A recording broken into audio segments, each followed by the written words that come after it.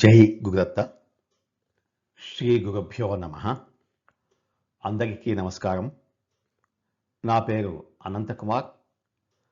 అనంత భక్తి ఛానల్కు మిమ్మల్ని అందరినీ ఆహ్వానిస్తున్నాను. ఈ ఛానల్ను ఆదరిస్తున్నందుకు మీకు నా వందనములు. శ్రీ గురు చరిత్రను శ్రవణము చేస్తూ మీరు ఆ దత్తాత్రేయుని కృపకు పాత్రలు కావాలని కోరుతూ ఇంత శ్రద్ధాభక్తులతో వింటున్నందుకు మిమ్మల్ని అందరినీ అభినందిస్తున్నాను. శ్రీ గురు చరిత్ర జ్ఞానకాండమునందు శ్రీ గురు నరహరి బాలచరిత్ర లీలా వర్ణనము అను 11వ అధ్యాయానికి మనం ఇవాళ పారాయణం చేసుకుందాం. ఈ అధ్యాయాన్ని 2 భాగాలుగా మనం పారాయణ చేసుకుందాము. ఈ అధ్యాయంలో శ్రీ గురు కృపతో వరమును పొందిన స్త్రీమూర్తి మరుజన్మలో అంబాభవానిగా జన్మించుట, శ్రీపాదులు తిరిగి ఆమె గర్భవాసమున నరహరిగా అవతరించుట, బాల నరహరి అద్భుత లీలలు ప్రదర్శించుట, మూగవాణిగా తలచిన నరహరి ఉపనయనమునందు చతుర్వేదములను పఠించుట, లోకులు అబ్బుగపడుట, సన్యాసము స్వీకరించుటకై బ్రహ్మచారి నరహరి తల్లి అనుమతిని కోరుట, అందుకు ఆమె నిరాకరించుట.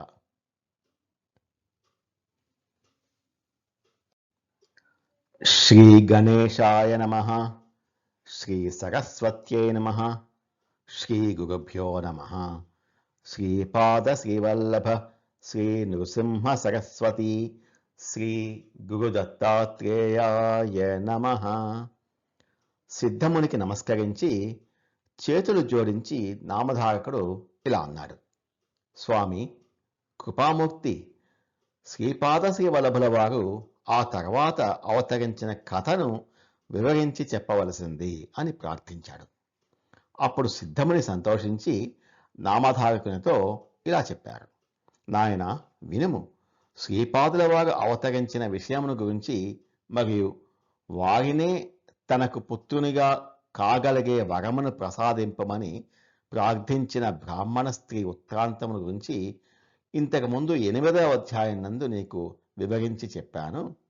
అయితే శని ప్రదోష వ్రతమును ఆచరింపమని ఆదేశించిన బ్రాహ్మణ స్త్రీ గర్భమున తాను అవతరింపదలచి శ్రీపాదుల వారు తన అవతారమును తిరోధానము చేసినారని క్రిందటి అధ్యాయం నందు నీకు చెప్పి ఉంటిని. ఆ తర్వాత జరిగిన కథను ఇప్పుడు నీకు వివరించేదను, శ్రద్ధగా వినుము అన్నారు. గురూపదేశమును అనుసరించి ఒక శని త్రయోదశి నాడు ప్రదోషకాలమునందు ఆ బ్రాహ్మణ స్త్రీ పరమేశ్వరుని అత్యంత భక్తిభావముతో పూజించుచుండెను. ఇంతలో ఆమెకు ఆయువు తీరి తన దేహమును చాలించెను. ఆమెయే మరుజన్మలో ఉత్తర దేశమునందు కల కారంజ నగరమునందు వాచసనేయ శాఖకు చెందిన ఒక బ్రాహ్మణ దంపతుల గర్భవాసమున కూతురుగా జన్మించెను. కూతురు జన్మించిన సంతోషముతో ఆ తండ్రి జ్యోతిష్కులను పిలిపించి ఆమె జాతకమును పరిశీలింపమని కోరెను. అప్పుడు వారు నవజాత శిశువు యొక్క జాతకమును పరిశీలించి, ఈమె సాక్షాత్తు భవానీదేవియే, మీరెంత మాత్రము సందేహింపవలదు, కనుక ఈమెకు అంబాభవాని అనే పేరును పెట్టమని చెప్పారు. జ్యోతిష్కులు చెప్పిన మాటను శిరసావహించి ఆ అమ్మాయికి తల్లిదండ్రులు అంబాభవాని అని నామకరణం చేశారు. ఆమెను మిక్కిలి గారాభముతో పెంచి పోషించుచున్నారు. యుక్త వయసు వచ్చిన మీదట ఆ అమ్మాయికి వివాహము చేయదలించిన ఆమె తల్లిదండ్రులు అదే గ్రామంలో ఉన్నటువంటి పరమ శివభక్తుడు అయినటువంటి మాధవుడు అను పేరు కలిగిన ఒక ఉత్తమ బ్రాహ్మణ కుమారునకు అత్యంత ప్రీతితో ఇచ్చి శాస్త్ర విధానమును అనుసరించి కన్యాదానాన్ని చేశారు. అనంతరము అంబాభవాని అత్తవారింటికి వెళ్ళి భక్త అయిన మాధవుని ఇంటిలో చక్కని ఆచారములను పాటించుచుండెను. పూర్వజన్మ సంస్కారము వలన ఆ దంపతులు ఇద్దరు పరమేశ్వరుడిని పూజించుచున్నారు. అంతేగాక ఆ భార్యాభర్తలు ఇద్దరు మనస్ఫూర్తిగా శనిత్రయోదశి నందు ప్రదోష సమయంలో కడు భక్తి శ్రద్ధలతో విశేషమైన విధానముతో ఈశ్వరుడిని పూజించుచుండిరి. ఈ విధముగా అంబాభావానికి 16 ఏండ్ల ప్రాయము వచ్చెను. ఇంతలో ఆమె యందు గర్భవతి లక్షణములు గోచరించెను. అది చూచిన ఇంటి పెద్దలు భక్తతో పాటుగా అందరూ సంతసించి శాస్త్ర ప్రకారముగా 3వ మాసంలో పుంసవనము, 5వ మాసమునందు సీమంతము అను గర్భధారణ సంస్కారములను చక్కగా నిర్వహించారు. అంతేకాకుండా ఆ అంబాభావాన్ని మిక్కిలి ఆనందోత్సాహములతో ఉంటూ బ్రహ్మజ్ఞానమును గురించి ముచ్చటించుచుండెడిది. 7వ మాసము సంప్రాప్తము కాగానే గర్భవతి అయిన అంబాభావానికి బ్రాహ్మణ దంపతులను ఆహ్వానించి చక్కగా శాస్త్రీయ విధానముగా సీమంతాన్ని చేశారు. అక్షయ వాయన దానములను ఇచ్చారు. ముత్తైదులు అందరూ కలిసి ఆ గర్భవతికి ఆనందదాయకముగా హారతులను ఇచ్చి చక్కని పుత్రుడు కలగాలి అని నిండు మనసుతో ఆశీర్వదించారు. అనంతరము ఆమెకు దృష్టి దోషమును కూడా తీసివేశారు. ఇట్లు క్రమక్రమముగా 9 మాసాలు పూర్తి అయిన ఒక శుభముహూర్తాన ఆ పరమ పతివ్రత అయినటువంటి అచ్చమైన బ్రహ్మజ్ఞానము కలిగిన అంబాభవాని చక్కని పుత్రుడిని ప్రసవించెను. పుత్రోదయం అయిన వెంటనే తల్లిదండ్రులకు అంతులేని ఆనందము కలిగెను. అయితే పుట్టిన వెంటనే ఆ బాలుడు గొప్పగా ఓంకార శబ్దాన్ని ఉచ్చరించెను. అక్కడ చేరిన వారందరూ అలౌకికమైన ఈ సంఘటనను చూచి నవజాత శిశువు నోటి నుండి ప్రణవ శబ్దము ఉచ్చరింపబడటను విని అత్యంత అద్భుత ఆశ్చర్యమునకు లోనైరి. తదుపరి మాధవుడను ఆ బ్రాహ్మణుడు ఇంటికి వచ్చిన బ్రాహ్మణులకు అపరిమితమైన దక్షిణలు దానములను ఇచ్చి జాతకర్మ సంస్కారమును చేయించెను. జ్యోతిశాస్త్రవేత్తలు అతడు జన్మించిన శుభ సమయ లగ్నమును బాగుగా పరిశీలించి, ఆహా, ఈ జాతకము అత్యద్భుతమైనది, సులక్షణ రీతిగా ఉన్నది అని చెప్పారు. జ్యోతిశాస్త్రవేత్తలు బాలుని తండ్రితో ఇలా అన్నారు: ఈ పిల్లవాడు జన్మించిన ముహూర్తము అత్యంత విశేషమైనది. నీ కుమారుడు అవతార పురుషునిగా ప్రసిద్ధి నొందగలడు. పిన్న వయసు నుండియే అందరికీ వందనీయుడు కాగలడు. అనంతరము గొప్ప సద్గురువుగా మారగలడు. లోకంలోని జనులను ఉద్ధరింపగలడు. అంతేకాదు, ఇతని అనుగ్రహమును పొందిన వారు కూడా లోకమునందు వందనీయులు కాగలరు. ఈ కుమారుని మాటలు ఇనుమును బంగారుగా మార్చగల పరుసవేది వలె ఉండును. ఇతని చూపులు అత్యంత అనుగ్రహ సంపన్నమై తనను చేరవచ్చిన వారిని తరింపచేయు కరుణాకటాక్షములను కలిగి ఉండును. ఇతని శ్రీచరణములు చింతామణి వంటివి. ఇతని ఇంటి ద్వారమునందు అష్టసిద్ధులు సదా నిలబడి సేవించుచుండును. ద్విజోత్తమ, అతని ఇంటి యందు నిరంతరము నవవిధులు నివసించి ఉండును. కాని భార్యాబిడ్డలు లేని ఈ బాలకుడు త్రిభువనముల యందు అత్యంత పూజ్యుడు అగును. ఇతని దర్శన మాత్రమనే పతితులందరూ పవిత్రులు అయ్యెదరు.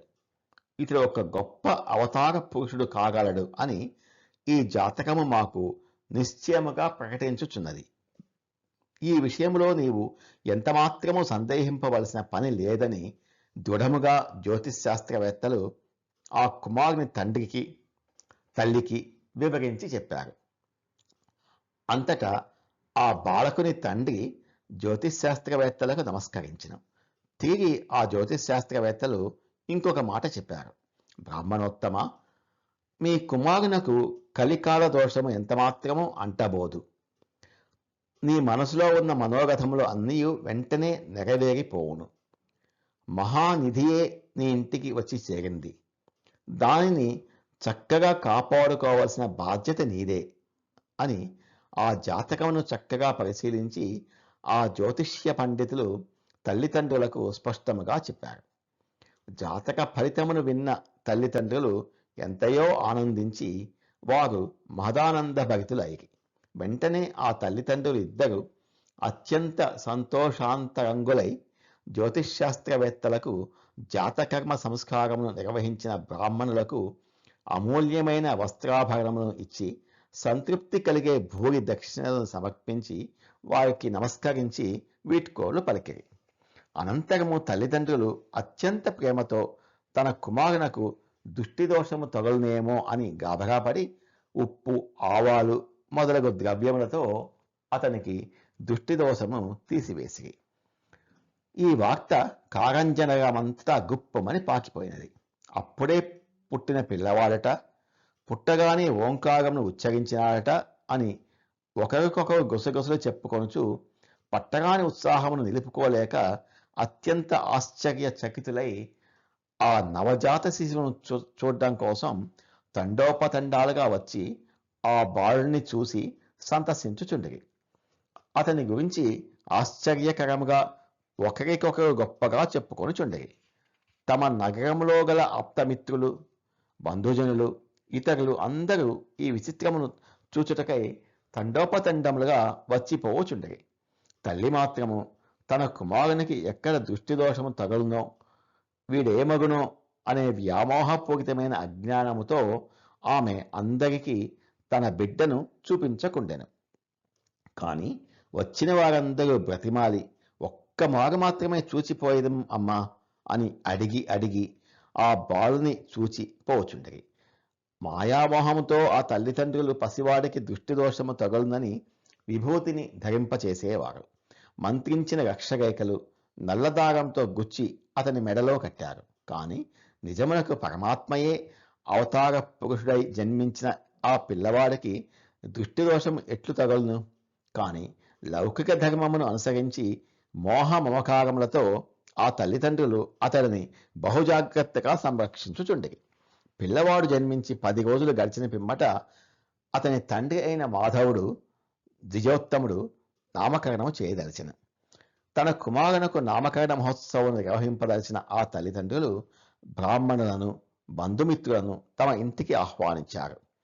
నామకరణ సంస్కారమును వైదిక ధర్మమును అనుసరించి పూర్తి చేసిన పిమ్మట ఆ బాలునకు సాలగ్రామదేవ అను జన్మనామం పెట్టిరి. తదుపరి వ్యవహారనామముగా నరహరి అని పేరు పెట్టిరి. అనంతరము లోకమునందు అందరూ నరహరి అనే నామముతో ఆ బాలుడిని పిలిచేవారు. ఆ బాలుడు పెరిగి పెద్దయిన పిమ్మట నరహరి అనే నామముతోనే లోకమునందు ప్రసిద్ధి పొందెను. ఆ తల్లిదండ్రులు తన కుమారుని కడు ప్రీతితో మిక్కిలి గారాభముతో పెంచి పోషించుచుండిరి. ఇట్లుండగా ఒకనాడు తల్లి బిడ్డకు సరిపోనంతటి స్తన్యము తన వద్ద లేనందున మిక్కిలి విచారపడి భర్తతో ఇలా చెప్పాను: నా పాలు బిడ్డకు సరిపోవడం లేదు, వాడి ఆకలిని తీర్చుటకు నా స్తన్యము సరిపోవటలేదు, అందువలన పిల్లవాడికి పాలు ఇచ్చుట కొరకు ఒక దాదిని మాట్లాడినచో బాగుండును అని తోచుచున్నది. లేకపోతే ఒక పాడి ఆవును గాని మేకను గాని తెచ్చి దాని పాలతో పోషించినచో బాలుడు వృద్ధి చెందగలడు అని ఆమె కోరాను. ఇంతలో ఆమె స్తన్యము తన ఆకలిని ఉపశమింపచేయటలేదని తల్లి చెప్పిన మాటలను విని ఒడిలో ఉన్న బాలుడు నవ్వెను. వెంటనే తన కుడి చేతితో తల్లి వక్షస్థలమును తాకెను. తల్లి వక్షస్థలమునకు ఆ బాలుని చేతి స్పర్శ తగిలిన వెంటనే ఆమె స్తనములందు పాలు నిండాగి 32 ధారలతో స్రవించి ఆమె ధరించిన వస్త్రములను తడిపివేసి విచిత్రముగా పొంగి నేల మీద ప్రవహింపసాగాను. ఆ అద్భుతమును చూచిన తల్లిదండ్రులకు అంతులేని విస్మయము కలిగాను. వారు అత్యంత ఆశ్చర్యమునకు లోనైరి తమ అజ్ఞానమునకు తామే వగచిరి. అయితే పిల్లవాడి మహిమ లోకమునకు తెలిసి దృష్టిదోషము తగులునేమో అన్న భయముతో ఈ విషయమును ఎవరికీ చెప్పకుండా గోప్యంగా ఉంచారు. అట్టి మహిమాన్వితమైన ప్రభావశాలి అగు తన కుమారుడిని చూసి ఒక దినమున ఆ తల్లి తన పిల్లవాడిని ఆడించుచు అతని శరణములకు నమస్కరించినది. పిల్లవాడిని ఊయలలో పడుకోబెట్టి అత్యంత ఆనందముతో జోలపాట పాడటం ప్రారంభించింది. కానీ పిల్లవాడు మాత్రం ఊయలలో ఊగక ఎల్లప్పుడూ నేల మీదనే ఆడుకునేవాడు. ఈ విధంగా ఆ పసిబాలుడు తల్లిదండ్రుల మమకారంతో పెరుగుతూ 1 సంవత్సర ప్రాయము కలిగిన వాడయ్యాడు. కానీ అతని నోట ఒక్క మాట కూడా రాలేదు. అతడు ఒక్క మాట కూడా మాట్లాడుట లేదు. తల్లి కుమారుడిని చూసిన ఆయన, ఒక్క మాటైనా పలుకు తండ్రి అని తల్లి కోరగానే ఆ పసివాడు ఓంకారమును ఉచ్చరించేవాడు. వేరొక మాటను పలుకువాడు కాదు. అయ్యో, ఇతడు మూగవాడా ఏమిటి అని ఆ తల్లి లోలోన చింతింపసాగాను. ఇతనికి మాటలు వచ్చే అవకాశం లేదా అని వారు జ్యోతిష్శాస్త్ర పండితులను అడిగారు. మాటలు వచ్చుటకు ఏదైనా ఉపాయం కలదా అని పదే పదే ప్రశ్నింపసాగారు. అందుకు ఆ జ్యోతిష్యులు ఆదివారం నాడు 3 వేళల కులదేవతలను ఆరాధించి రావి ఆకుల విస్తళ్లలో భోజనమును పెట్టించి నివేదించమని చెప్పారు. మరికొందరు ఇతడు మగవాడే కదా, అతనికి చక్కగా విద్య నేర్పించుడు, తద్వారా పిల్లవాడు మాటలాడుటను నేర్చుకొనగలడు అని వ్యంగ్యముగా పలుకుచుండేవారు. ఎవరేది మాట్లాడినను ఆ పసివాడు మాత్రం నవ్వుచు ఓంకారమును ఉచ్చరించేవాడు. ఆ ప్రణవ శబ్దమును విని పిల్లవాడికి మరొక మాట రావటం లేదని జనులందరూ విస్మయమును పొందుచుండిరి. కొందరు ఇది చాలా విచిత్రముగా ఉన్నది, కానీ చూచుటకు ఇతనిలో ఎంతో జ్ఞానము వివేకము ఉన్నట్లుగా కనబడుతోంది. మనము చెప్పే మాటలను అతడు తన చెవులతో చక్కగా వినగలుగుతున్నాడు.